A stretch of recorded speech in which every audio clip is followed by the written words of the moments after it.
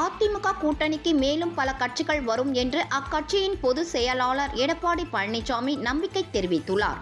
கள்ளக்குறிச்சி மாவட்டம் சின்னசேலத்தில் அதிமுக கொடியேற்று நிகழ்ச்சி மற்றும் நலத்திட்ட உதவிகள் வழங்கும் விழா நடைபெற்றது.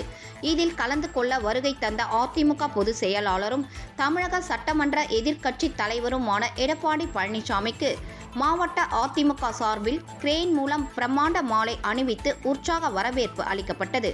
இதனைத் தொடர்ந்து தமிழகத்திலேயே மிக உயரமான 126 அடி உயர கொடி கம்பத்தில் அதிமுக கொடியை எடப்பாடி பழனிசாமி ரிமோட் மூலம் ஏற்றி வைத்து 5771 பயனாளிகளுக்கு பல்வேறு விதமான நலத்திட்ட உதவிகளை வழங்கினார்.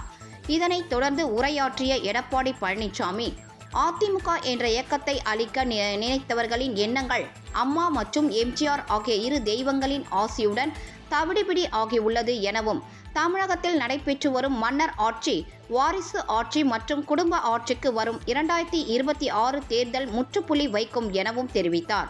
வரும் சட்டமன்ற தேர்தலில் திமுக 200 இடங்களில் வெல்லும் என திமுக தலைவரின் கனவு அதிமுக இருக்கும் வரை காணல் நீராகத்தான் இருக்கும் என்று அவர் குறிப்பிட்டார். டாஸ்மாக் ஊழல் தொடர்பாக நீதிமன்றத்தில் தடை ஆணை நீக்கம் செய்யப்பட்ட பிறகு பலரும் செல்ல வேண்டிய இடத்திற்கு செல்வார்கள் என்றும், அதிமுக பாஜகவுடன் கூட்டணி வைத்ததால் 4 ஆண்டுகளில் திமுக அரசு செய்த ஊழல்கள் வெளிச்சத்திற்கு வந்துவிடும் என முதல்வர் பயந்து போய் உள்ளதாகவும் அவர் கூறினார். அதிமுக கூட்டணிதான் பலமான கூட்டணி என்றும், பாஜக மற்றும் இன்றி இன்னும் பல கட்சிகள் அதிமுக கூட்டணிக்கு வரும் என்றும் எடப்பாடி பழனிசாமி தெரிவித்தார்.